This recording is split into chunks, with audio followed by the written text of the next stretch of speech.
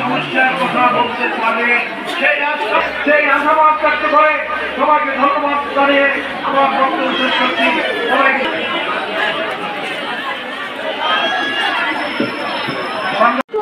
তার অর্ধেক করিয়াছে নারী, অর্ধেক করিয়াছে নর।